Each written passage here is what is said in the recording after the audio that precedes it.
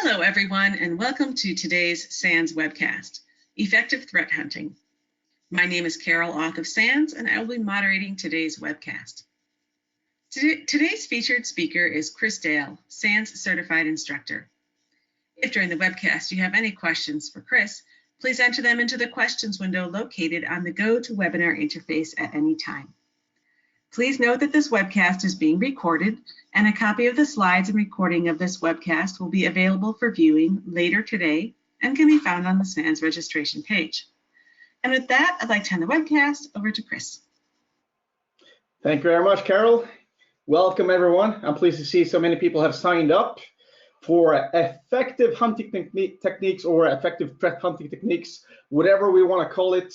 Today's session is going to be all about hunting and what we can do on our hosts on the network to find bad guys before they can harm us, basically. So Carol did an introduction. Chris Dale, I'm head of cybersecurity at Net Security, a Norwegian company doing penetration testing, security operations center, and all kinds of stuff, consulting, and all kinds of different cool things within cybersecurity. And I also have different certifications here and there, and basically that's me. I just love this picture here. Hopefully you haven't seen it before, but I've been using it in my presentations for so long now. And if you ever see this, you kind of got to ask yourself, what type of sites are you browsing to get this little pop-up saying that, hey, you live in anonymous proxy too, want to come hang out? So that's obviously a bot, right? And probably you're using an anonymous proxy to browse to that whatever site you're browsing to. So I'm thinking, let's kick this off. So threat hunting, what's it all about? No, this is in a nutshell. It's all about finding weaknesses in our networks or on our hosts. We gotta assume that there's a compromise, and we gotta find those compromises before they can hurt us. And once we find a compromise, we should be able to give some recommendations on how to remediate, how to contain the problem, and be over with it, and basically live on happily ever after. The thing is, breach is inevitable. There is no things, we cannot stop breach. You will be hacked. If you haven't already been hacked, you will be hacked in the future. So we gotta plan for that. For example, if we look at our patching routines, there's no doubt about it. We are not fast enough in terms of patching, and not to mention 0 days. There will always be the question of a 0 day or a user losing their credentials and so on. But if we take a look at, for example, the Zota worm, it took bad guys about 3 days before they had the vulnerability weaponized and they could spread through a UPnP vulnerability on Microsoft. If we take a look at the WannaCry and NotPetya, where the Shadowbreakers leaked the Eternal Blue vulnerability or exploit, it took Microsoft they patched it quite fast, but it took the bad guys about 30 days before they were basically exploiting that patch they fixed. So what's that all about? Well, the thing is, the bad guys, they do what we call bin diffing. They take the patch from Microsoft and they see how your operating system or your product changed. They see the delta from before the patch and from after the patch, and they see all the DLLs, all the stuff that you have changed, all the things that that has been updated on your system, and they will then analyze those changes to see what changed and what functions were updated, trying to find where the exploits might be. So there is no doubt about it. You will be missing patches, and one of those patches you're missing, I'm sure that a bad guy will exploit that in the future. Same thing is with users. Of course, there will always be users picking weak passwords or have passwords reused across multiple sites, so they will be compromised. And I just love this picture. Please only use Internet Explorer. Using other browsers causes viruses. You guys know that users will let them in, for example, using phishing. And we've all heard about Dave, right? In this corner, we have the encryption, the firewalls, all that, those glorified security products that you like to buy. But in the other corner, we have Dave, the human error, and he is gonna let the bad guys in. So we should be able to conclude, defenses are bound to fail. We have not a chance to defend our entire infrastructure, all our assets. There will be bad guys among us, internal threats, employees, consultants, hackers abroad, and so on. They will find a way in. However, it's not as bad as it sounds like, because a lot of people think that it's over once you get hacked. It is really, really not. It's not over once you get hacked. It's over when the bad guys secure their objectives. Now, their objectives might be anything such as installing ransomware and getting you to pay. If you have a good backup routine, if you can remove their malware before they can encrypt the files that they want to get some ransom for, you have won. They have lost. All their investments, all that time it took them to break into you has been lost, hence you won. Yes, you lost in terms of you had to waste manpower, you had to waste hours and so on fixing the problem, but unless the bad guys are securing their objective, you will win. And that's important to understand because it is so much more about detection today, not just about prevention. Now, I've been to vendors, I've been invited to, say, for example, to Amsterdam, where a vendor invited me to come listen to their product and see what it was all about. And they were almost literally chanting prevention, prevention, prevention, prevention. And that is wrong. IDSs, IPSs, web application firewalls, and so on, they will let the bad guys through, either because the bad guy is smarter than the product or because there's an opening or some kind of way they can get in. And this has been proven so many times before, so we're not going to talk too much about it. But we gotta do detection. So let's take a look at threat hunting. When is threat hunting activated? When do we all of a sudden decide that we want to do some hunting for the bad guys? So let's take a look at some things. First of all, you should, of course, be continuously monitoring your networks, your hosts, and understand what is normal. However, a threat hunting team might be activated in terms of, for example, the Security Operations Center have a new alert that they might not be able to understand. For example, a user behavioral entity analytics system might report some misbehavior, and that might cause us to go in and analyze to see what's going on that system, to see what else is happening on that system. Or maybe our threat intelligence feeds, or maybe just by reading on Reddit or on a news site, you learn about some new techniques that the bad guys are using. So you might be then looking through your environment to see if their tactics, their new tools, their new procedures is there any evidence of them inside your network already? Have you already been compromised by this new technique? And that is a really nice way of doing threat hunting, in my opinion. And of course, you have it on a scheduled basis as well. You can have it as a scheduled basis, much like we do pen testing. Just for example, every month you deploy a team to take a look around your environment to see, do they understand the environment properly? Do we catch the alerts that we should be catching? Can we find something fishy? And so on. Now, I like to talk about the pyramid of pain. David Blanco perfectly put this pyramid out there, and we talk about this in the 599 class as well. But I feel that it deserves more attention, because a lot of us security people, IT operations developers, and so on, we are so caught up in looking for hashes, IP addresses, domain names, and so on.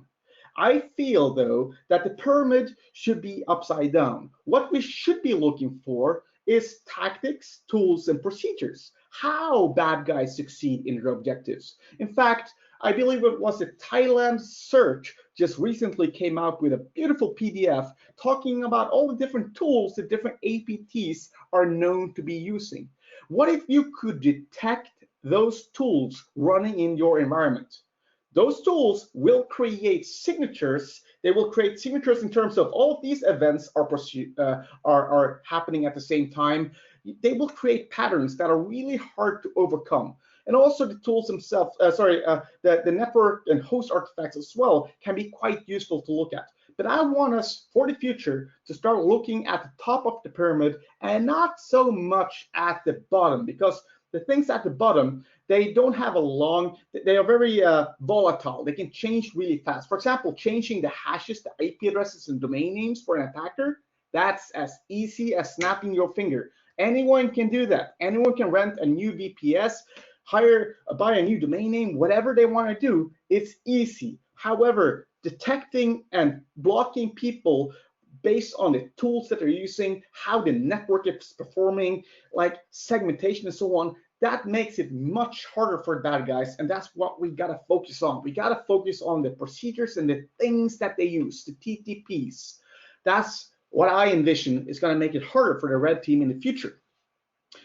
In terms of asset management, I also feel that we got the wrong IDs. We do asset management in terms of IP addresses and the servers, and maybe we record the MAC addresses and who the owners are of the systems, and then it tends to stop there. Now, we should be doing a lot more. First of all, asset management should also be done actively and passively. On your network, you can continuously refresh your asset inventory to see who's talking, who is passively listening on your network. You can see who's talking. Is there anyone talking that is not already a part of my asset management? Anyone who is not part of my GRC, my governance? Anyone who I don't manage? And we can also do it actively. We can scan our networks on a regular basis to see, is there any new people, any new assets on our networks that we need to know about and control. The same thing in terms of asset management is vulnerability management. It has to be done on a regular basis. We don't call it just a vulnerability scan. No. The vulnerability scans should be put through a vulnerability management system so we can get an understanding of how well we do our patching, the patching cadence. And when there's a new vulnerability out there, do we know about it? Are we alerted that there's a new vulnerability affecting, for example, a middleware or JavaScript libraries and so on? So vulnerability management is a super useful feature that we gotta bring into our asset management today to make it more robust so we can learn what our prioritizations needs to be. And then finally, on our assets, we gotta baseline everything. We gotta know our assets. We gotta, basically, our assets, we gotta know what is running on them, what communications are happening on them, which users are there, and so much more. An effective way of baselining is using that data set you get from the baselining and running through something we call long tail analysis. Long tail analysis is basically when you baseline all the data across your hosts, and then you look at the least occurrence of data points. For example, if you're for example looking through installed software. So you can say, for example, that 90% of my organization is using this piece of software, for example, Adobe Reader some version. All right, so you can probably clear out Adobe Reader then. But let's not look at the 90%, the 100%, and so on. Let's look at the systems that are very much unique, the systems that they have something on them that no one else has. And the moment we can automate long tail analysis and take a look at what's unique and what makes this system stand out, we can analyze and then we can whitelist. You have to remember to whitelist, clear out the system saying that this system is now deemed okay. This piece of the long tail analysis, we have cleared this piece of information out. It's fine, it belongs. In terms of identification and finding bad guys, this normally happens across multiple levels, and we want to be able to connect these levels together and gain more visibilities across our environments. A lot of detection happens today on a network through a next generation firewall, an IDS/IPS, something that is looking for signatures, IP addresses, and domains on the network. Not a big fan. It's good. I'm not saying you should throw it out. Just don't invest that much in it, because where we need to be is in the bottom of this list at the application level. We want to be focusing on the hosts that we manage, servers and clients and so on. What's going on at the parameters of those? What's happening at the system, at the OS level? What type of processes are running? What type of network communications are happening? And a nice thing about being at the system is that SSL, TLS encryption in general is not that big of a deal. And you can see my air quotes in the webcam, hopefully, but it's not that big of a deal because the client, the system itself, has to be able to decrypt to run a payload. Hence, we can detect it on the system level. I love being able to correlate from the system level all the way through to the firewall. I want the firewall to be able to say, hey, I see something suspicious, and in the same interface, I want to be able to say what process on that system caused that network communication to happen. And if you take a look at this from a simple, like if you want to run some commands with psexec and so on, that's trivial to discover and figure out. You just got to make sure that your enterprise solution allows you to figure it out for you. However, most of the meat of detection today, like where we see the most value, is at the application level. Your software as a services, your cloud providers, your applications that are running, they will have very detailed logs about what is going on in those systems, what's happening, how it might be looked at, a mischievous activity, for example, roles that are being added, IP addresses communicating and so on. Like at the application level, that's where we want to be. However, a lot of people are not at the application level because, well, our SIMs tend to not have a parser for those applications already. They kind of, well, it's kind of hard for them to have a parser for your applications already because they don't have those pre-written. Your applications might be just for your business. It might be something you've written yourself, but that's where we gotta build in detection capabilities. So make sure your SIMs are updated to understand what's going on at the application level. So finding evil, hunting for bad guys. Basically, we gotta understand what is normal. We gotta be able to categorize our environments and figure out the long tail of our environment to see, for example, what's going on within people's auto start entry points, the ASEPs. So auto start entry points, what's automatically starting on my system? Super useful. What about, for example, which services are installed? ARP entries on our systems. What if all of a sudden a system, well, 9 out of 10 days of the year, or what should I say, like 364 out of 365 days of the year, the ARP entries of your host is, say, for example, 30, 40 entries. All of a sudden, the ARP entries increase 50%, 100%. That should be an alert, something for you to look for. And there's so much things to baseline and store in your environment to understand and to basically alert on when it changes in some kind of weird way. And just having a change might not mean compromise, but it might mean something that will trigger your purple team, your threat hunting activities, or maybe having multiple of these indicators happening at the same time might just be enough for you to warrant that this is an alert. Have your security automation system automatically put that system in a network zone where it cannot communicate to others, only to the internet, for example. That could be good ideas. And there's just so much stuff to look for. I mean, we're not going to talk about all of these things, but take a look at, for example, how some vendors are doing emails right now. All of a sudden, I receive an email from a person that has the same last name and first name, but the sender email address has changed. So in the picture on my slide, I received an email from David Cohen, and it says, be careful with this message. David Cohen has never sent you a message using this email address before. Clever. A bit of alerting saying that I might be phished just because I'm receiving communications from someone who is identifying with the first and last name, but sending from a different email address. That's a pretty cool way of detecting a potential breach or potential violation in our environments.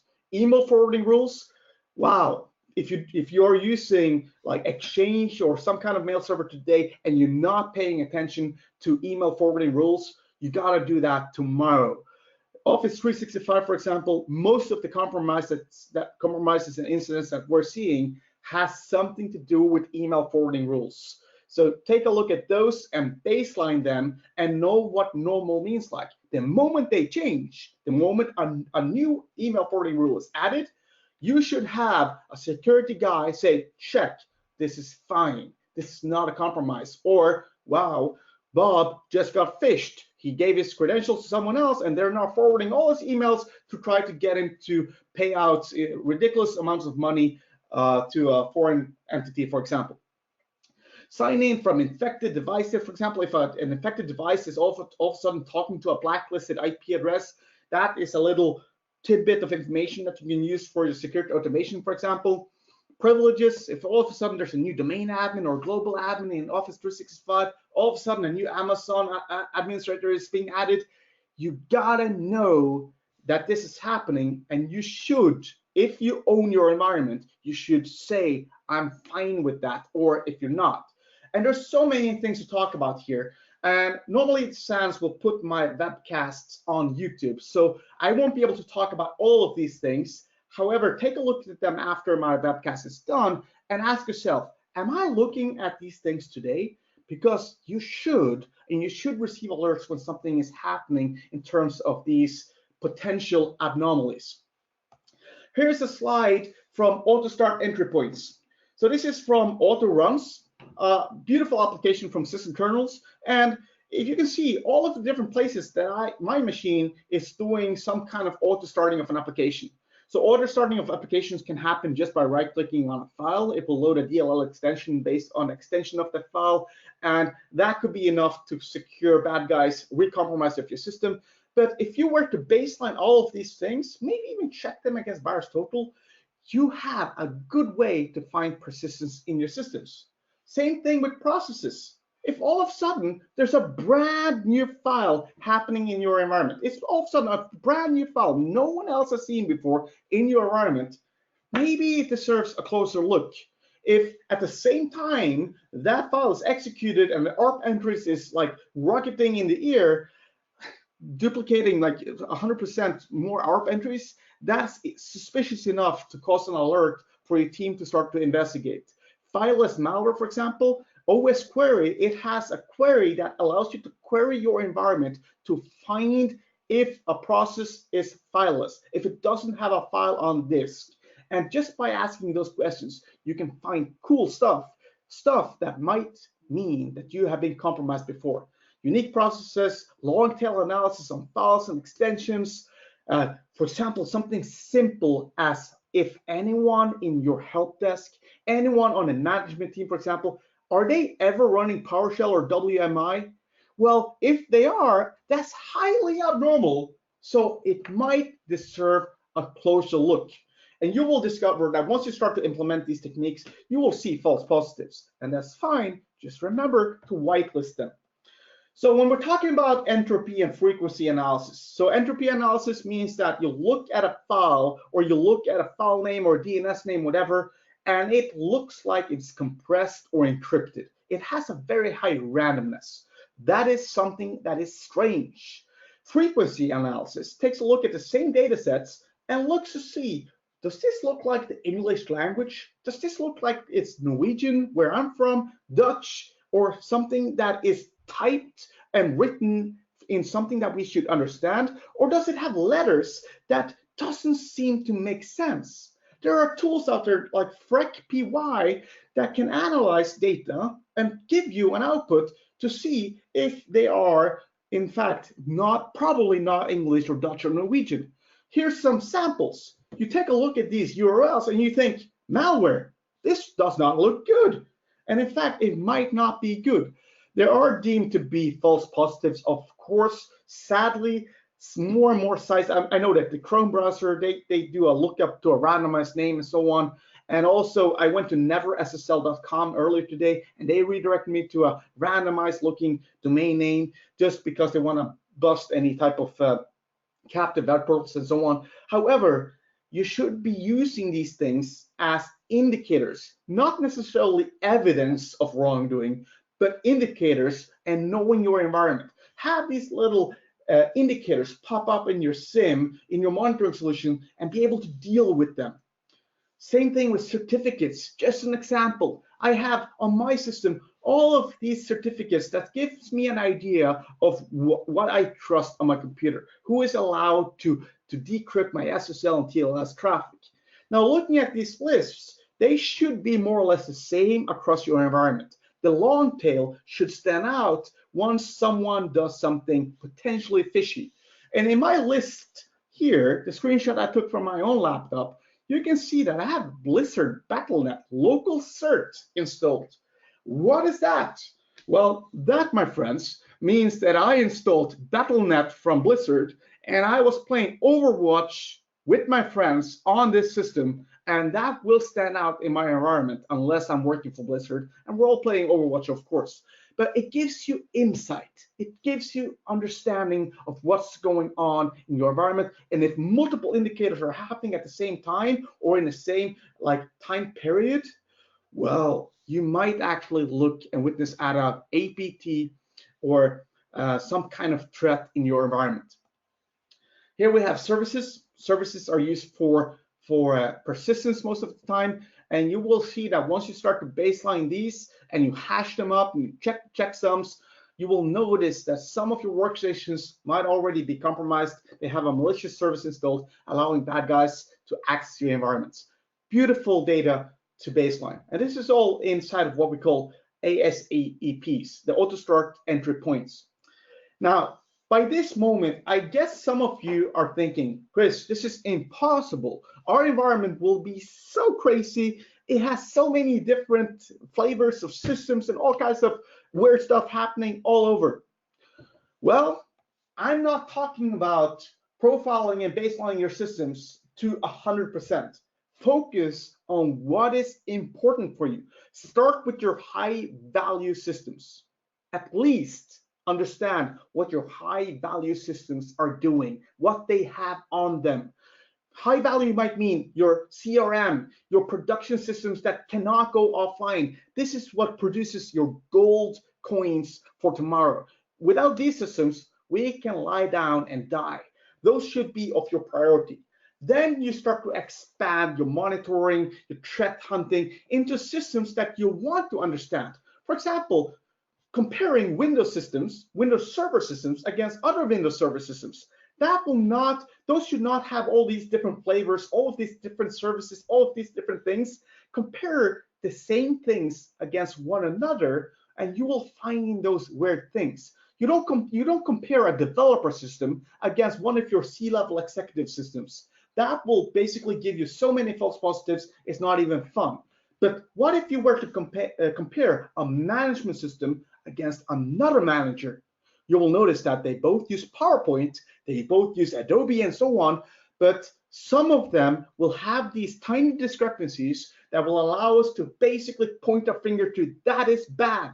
Something bad is on a system. We need to hunt. We need to figure out what's going on. And there are so many things we can categorize around security zones and AD groups and so on. We don't want to throw this net across all our enterprise, our entire enterprise. We want to throw our net around groups inside of our enterprise and gradually expand our understanding of those zones, segments, and groups. All right, so the network is also a fruitful place to look for artifacts and look for interesting things happening across our systems. For example, on a network, you might have long connections that are happening, that they're connected across, for example, hours, if not days. What are those connections? Can you whitelist them and say, yes, this is VPN to partner ABC, this is a site-to-site VPN over here, this is so-and-so system. But what about the bad guys? They might have persistent connections into your environment. You might be able to detect them on long connections. Same thing with beacons. If all of a sudden you have applications that are consistently beaconing out, saying, I'm alive, I'm alive, that is commonly known in a next generation firewall as a botnet detection mechanism, and it's something for you to analyze. Also with strobe connections, hey, my system XYZ, all of a sudden it sent 2 gigabytes of data out to Dropbox, for example. What were in those files? Why did that happen? What caused, which user were logged on at that time? What's going on? So you are able to basically pinpoint and use this as data points to pinpoint where compromise might be happening. In this screenshot, we're actually looking from a slide from the 504 class, the hacking techniques class that I teach. And we can see that this first host here has 8,636 connections to a destination host. We can see the average bytes, we can see the interval, and we can see that it has a very consistent beacon happening all the time. Now, I want your enterprise solutions to be able to say that, hey, this system is beaconing, this is the application that is doing it. If it's Trend Micro, all right, who cares about Trend Micro? It will consistently, every, say, 30 seconds, reach out to a database and see if there's any updated signatures and so on. But if it's a process named SVC host and it's not running in C:/Windows System 32, maybe we're looking at a compromise. Looking at beacons can be so valuable. Rita also has the capability to look at DNS data. So basically, retail will ingest data from Bro or Seek, which has been renamed into, and we can look at what our enterprise is doing in terms of DNS lookups. So lookups to com.net, Akamai, CDNs, and so on, that's perfectly normal. You expect to see a lot of requests to common top-level domain names and common domains that your organization is using. What about this nanobot ninjas, however? Is my organization really causing 82,000 requests to nanobot ninjas? And not only nanobot ninjas, every single request also went to cat.nanobotninjas.com. That is something strange, and I want to be able to go to that system, or preferably in the same single glass pane interface, I want to be able to say, this system caused by this process caused these DNS requests. And that's when you will find APTs, that's when you will find evil that does not belong on your network. And in fact, this is basically DNS cat running on a server, basically using DNS to send a full two-way shell to a bad guy's computer. Now, if you were able to pinpoint these DNS requests down to the server causing this communication and see which process is running and causing this communication, you found the offending process, you can kill it off, contain the problem, and basically figure out what else the bad guys have done. But we gotta be careful. We gotta be careful with something called alert fatigue or fatigue hell, death by alerts. I know so many of you are struggling with this today. You have so many alerts in your SIMs and in your systems, and you cannot understand them all, you cannot figure them all out, and so on. We're flooded with alerts. So things we gotta basically consider in terms of those things is basically automation, scripting, taking bolts of alarms at the same time and being able to whitelist the false positives that we're seeing. For example, a very common thing for a next generation firewall to do is alert on informational, hey, we are seeing DNS zone transferring on your network. And you look at the source IP address, you look at the destination IP address, and it's your frigging DNS servers. Well, of course they should be doing zone transfers. That's what they do. So you should be able to say, hey, whitelist this source, this destination with this alert, alert type. And when someone else tries to zone transfer you, sure, bring it up in the interface. Let me look at that. But we gotta be careful not to die by too many alerts. So perhaps a good way to stop dying from too many alerts, having too much to work with, is to take a look at the tools that bad guys are using. Back to the pyramid of pain. Take a look at the tools, the tactics, and the procedures that the bad guys are applying against your environment. JP-Cert, for example, have a beautiful list of tools. It looks like this, beautiful list of tools, common hacking tools. And when you click one of the tools, they will show you which events are produced on the system for when you're running those tools. If the tool was successful, it will always produce these 4 events. If the tool was unsuccessful, it will produce this. If the tool did this, it will have the following events. And you can decide to only forward those events in your environment. Don't forward necessarily everything, not until you're ready for it, but forward what you can control, the top of the pyramid.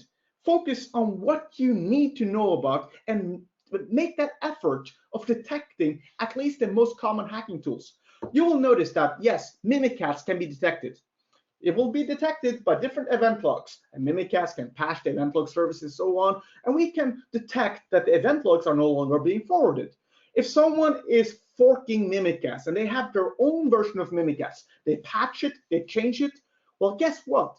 That tool will also produce, if not exactly the same events in event logs, they will produce very similar events that we can understand and basically react to and deal with. So I'm a fan of logging what you can deal with. Forward everything if you can, but at least your alerts, make them matter, make them count. Otherwise, you might just be fatigued. So there's a bunch of tools out there that can help you to do hunting. Now, there's a lot of enterprise tools. I'm not going to recommend you any one specific, but if we take a look at what you can do tomorrow for free, look at, for example, Elk. Elk is a beautiful little Splunk type of GUI that enables you to search through logs, parse your logs, understand your logs, and create security events. You can turn Elk, the Elasticsearch log/Kibana stack, into a SIEM without that much effort. Phil Hagen, for example, he has created a little distribution, an ISO that comes with built-in dashboards and alerts for you, so you have a nice little starting point for your analysis. There's also other things. OS Query, as I mentioned before, basically OS Query will reach out to all your systems and try to baseline them and store them all in a beautiful little SQL database. Now, I love SQL. I've written SQL since I was a developer like 15 years ago. However, it will allow you to tailor beautiful queries that will understand what's normal so that you can take a look at the long tails and start hunting tomorrow. There's also GUIs to OS Query like Fleet from Collide, and that's also nice, so you can put in things into graphs and so on. I believe they have a very strong commercial side of them, so be caution of that, but of course you need to invest in something eventually, I guess. Take a look at Cansa, for example, by David Hull. PowerShell enables you to reach out to all your Windows environments and start to ask questions such as what's in your DNS cache, which users are on the system, what type of auto-start entry points and so on do you have, and it will store them in beautiful CSV files for you, so you can take a look at the long tails and you can start analyzing quite easily. It does require you to have like PowerShell 3.0, and you have to enable WinRM, so Win remoting, but that's normally not that big of a deal. But really, we gotta change things. Asset inventories, we gotta basically go into our assets and start to profile them much more in detail. If a CPU spikes, if there's an application that has performance problems and so on, we gotta understand that that actually is an indicator of potential misuse, and that can be an enabler for your threat hunting team to go out there and understand what's normal, if this is okay or not, and find those advanced attackers that have already bypassed your environments. So, final slide here, guys. This is from the Tailored Access Operations Chief of NSA, Rob Joyce. He came up, he has a beautiful presentation on YouTube where he basically gives advice how to stop NSA, how to stop us from breaking into your organizations. It's awesome. He's not that good on stage, but the technicalities that he's bringing forward is really good and worth a watch. Basically, what he tells us, some of the things, is that it starts with reconnaissance. Know yourself. You got to understand, where are my assets? Do you do your own scanning? Do you know what attackers are seeing when they do open source intelligence gathering, when they scan your environment, when they basically go out there and they look through your company? Will they find shadow IT? Will they find users in leaks? You gotta know what's up, what the bad guys are seeing, attack surface, continuously map it and know what's up. It's a really good idea. And also, it boils down to your assets. Know what normal is. Know what's inside of our environment, what type of services we have. And you will notice that you probably have a lot of, I would say, crap, a lot of stuff that someone is using. It has vulnerabilities and you're not allowed to touch it. But the solutions to fixing things inside your environment is not always just patch it, just upgrade. That might be impossible. Maybe the solution is, hey, let's buy ourselves a cheap layer 4 firewall, segment this environment into its own little segments, so only a whitelisted group of people can access it, for example. You can mitigate the risk. It's not always all about 100% solution. Sometimes you can get as close to 100% by implementing segmentation, for example, or reducing the risk. That might be good enough for many things in your environment. So check out this video and then start to see, do we have the procedures to do these things, and start to work on yourselves. So that's my presentation. I hope you liked it. There's a lot of things to talk about in a presentation about threat hunting, and I hope you will maybe have some questions in the chat here. Maybe you will post some messages on YouTube, and I'll make sure to answer. And basically, let me know if you liked it or not. Send me an email, add me on LinkedIn. By the way, if you do add me on LinkedIn, let me know where you found me, right? So I know that I can add you with that you're not a recruiter or someone trying to sell me something. But over to you, Carol. Any questions for us? All right, yes, thanks for that great presentation. We do have a couple of questions ready for the Q&A. However, if anyone has a question for Chris, please enter it into the questions window now. Our first one came in 8 minutes ago. It asks, what is this screenshot, the tool analysis result sheet? Right, the tool analysis result sheet is from JP Cert's website. The link is on this slide. It's basically under GitHub. They have done some really good and solid analysis on the most common hacking tools, and they have analyzed what type of events and traces do those tools leave behind for us to capture and alert on. This is what they enabled us to do, is climb up the pyramid of pain and start to analyze and alert on things that are hard for the bad guys to change. Basically, what type of artifacts their tools are producing. All right, thanks. The next question is, what presentation by Rob Joyce did you mention? Not sure if you mentioned the specific presentation, but if you could, that would be awesome. So what I'll ask you to do is Google TAO Rob Joyce YouTube. It's a presentation on, let me see if I can find it real quick. Rob Joyce NSA YouTube presentation. It's called Usenix Enigma 2016. And I believe it's this one. Yep, this is the one. Usenix Enigma 2016 NSA TAO Chief on Disrupting Nation-State Hackers. I love it. All right, thanks. Do you have any SIM product suggestions?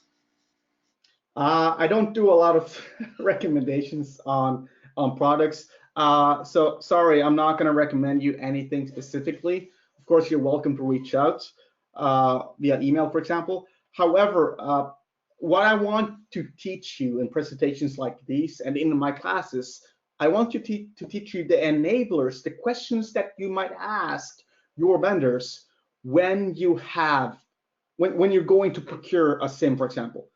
You need to be able to have the right questions at hand, so you can basically ask them, do you do this? Do you do this? I want this. I want so and so before you sign those contracts. There's also within SANS, if you do pass a GX exam with more than 90%, you get invited to an advisory board. You can ask that advisory board what type of SIMs they would recommend, or if anyone has something good or bad to say against so-and-so product, and you will have tens of people giving you their recommendations, what their experiences were, and it's quite useful. However, I don't do a lot of product recommendations. I'm more of a hater when it comes to products because I see all their flaws all the time. But yeah, sorry about that. All right, thanks. Someone has a Sysmon question. Is there a downside to using 32-bit Sysmon system-wide in a network rather than a 64-bit? I'm pretty sure that we're running 32-bit as well with the Swift on security rule set. I'm not sure what the downside might be. Sometimes 64-bit causes, like 64-bit processes might cause funky crashes and so on. 32-bit is more like a safer option, I would say. But otherwise, honestly, I'm not sure what the problem might be. If you heard something, that might be something to look into. Thanks.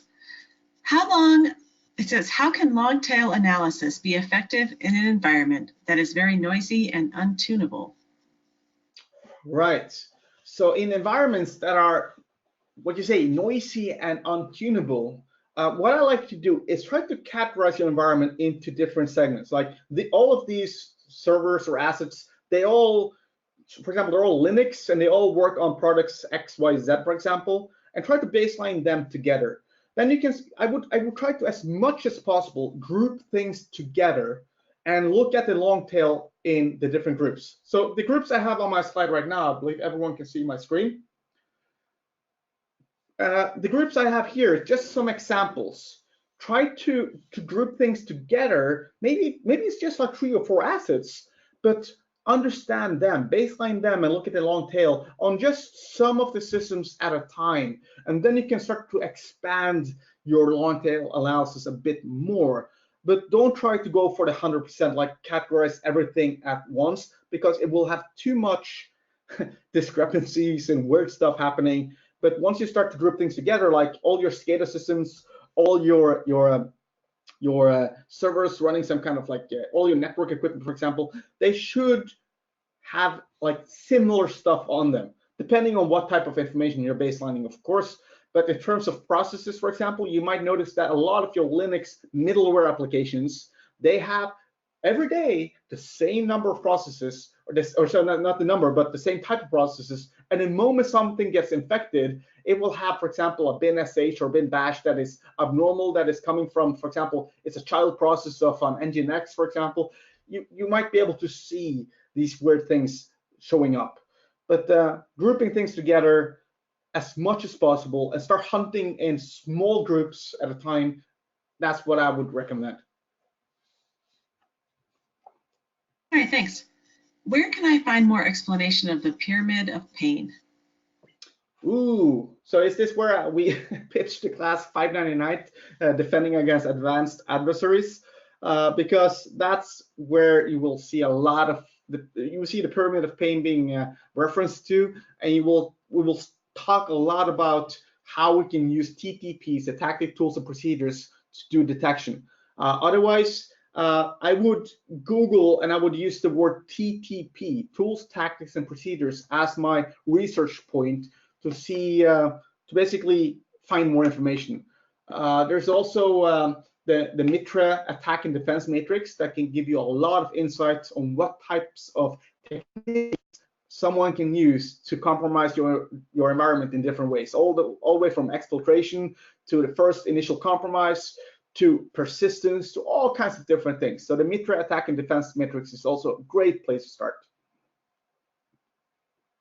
All right, thanks. Is there a good security rating site for third party I can check into? Third-party security rating, I've seen some being tossed around here and there. I have not found anyone I trust yet. It's all it works until they get bought, right? All of a sudden they get like an investment. I wouldn't trust those sites that much. I mean, you have websites like Trust Radius, I believe that's their name, but they will also like give you like a Amazon gift card for every review you make for them. So it's kind of like, are you being bought or not? Also, it's a problem with these third-party websites. You have what's it called, the IDS testing lab, something, forgot the name of them, but they are not perfect versus like avatar networks, or when you have like groups of fake profiles all making good reviews and so on. So if they're going to trust peers, that's not necessarily a bulletproof thing.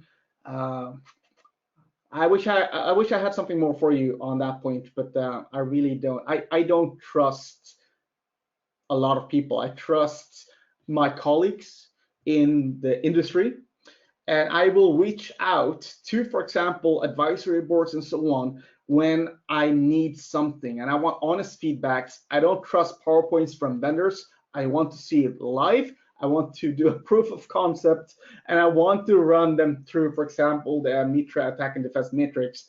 Otherwise, there's just a lot of, pardon my French, but bullshit in the in the industry. There's a lot of lying going on, and a lot of these companies that are blooming, they are run by marketing departments. They are getting huge investments based on their technology, but it's very much eye candy. And once you actually start to work on the products, you notice all the different problems that they have, all the things that you expected them to have, but they don't really have it. Yeah, it's on the roadmap, they might say. I got bad experiences from this industry. I'm sorry. So I'm a bit tainted on this field. All right, thanks. How would one do threat hunting in a cloud environment? Ooh, that's an awesome question. How would you do threat hunting in a cloud environment? And this is something that we should have had a slide or two on. But basically, what I would do is I would connect to their APIs. For example, Amazon, Azure, Google Cloud Computing, and so on. They have beautiful APIs that will give you a list of all the assets that you have, all the endpoints, all the service buses, the VMs, platforms as a service, and so on. And you can then ask those assets questions continuously. And the moment something changes, you can have a little alert saying, hey, all of a sudden we have a new asset being deployed that is not part of our, say, our deployment schedule or whatever. I mean, today's with Agile and DevOps, it's moving so fast anyways. But the APIs in cloud enables you to do what you need to do. Otherwise, cloud is hard. The reconnaissance on cloud deployments, for example, is really hard unless you have a foot on the inside, allowing you to interact with the APIs. All right, thank you. Do you see microsegmentation creating blind spots, and how do you overcome this when threat hunting? Oh, microsegmentation, if it's causing blind spots. So that's a good point. I like to, when I do segmentation, I like to be very cautious with my firewall rules. So we microsegment, we isolate different systems in its own small groupings, and we might even add like a zero trust type of architecture as well, where everything has to go through the firewall. So what I would do then, and this is what we're doing for some of our clients on our Security Operations Center, we have alerts on every outbound reject from the firewall. So egress traffic from a microsegment or a zero trust network, any egress outbound denies, we want to basically whitelist those. We want to understand them and say this is fine, this is acceptable type of traffic. But when we're talking about those type of deployments, I find the firewall to be quite effective, and also the firewall should enable you to, from a security or a management zone, still be able to interact with those systems and query the important questions that you need to query. For example, what processes are running and so on. Even though it's a microsegment or it's a zero trust model, you should still be able to manage those assets from your management zone and ask those important questions. All right, thank you. That's all the questions we have today. Cool. Do you have any closing thoughts? No, you're welcome to email me. I do get a lot of emails, but normally I reply within a week or so. I have the LinkedIn, as I mentioned, Twitter, and so on. I even have a YouTube channel that might get some more videos in the future, but who knows? You know, it's we're busy in this industry, but making videos is quite fun. And if there's any topics that you would like to see me present on, that's awesome to get feedback on as well. For example, I have someone recently hit me up on Twitter saying, Chris, I would love to see you demo and show us how you use CyberChef. CyberChef is a nice, beautiful tool from the GCHQ over in UK, and it can do so many magnificent things. So I'm already working on that video and that presentation so I can contribute to this awesome field that we're in. Thank you for listening, everyone, and it's been my pleasure. All right, well, thank you so much, Chris, for your great presentation, which helps bring this content to the SANS community. To our audience, we greatly appreciate you listening in. For a schedule of all upcoming and archived SANS webcasts, including this one, please visit sans.org/webcasts. Until next time, take care, and we hope to have you back again for the next SANS webcast.